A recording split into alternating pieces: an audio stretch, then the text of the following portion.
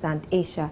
The bond is a soft amortizing bond, amortizing in years 2024, 2025 and 2026 with principal repayment in 3 installments of $333 million in years 2024 and 2025 and $334 million in 2026. The notes will be listed on the Irish and Ghana stock exchanges. The bond was issued after a 10-day roadshow that took the Ghana team led by Minister of Finance Seth Terkper and the Governor of the Bank of Ghana, Dr. Henry Kofi Wampa, to Munich, London, New York, Boston, Los Angeles and San Francisco.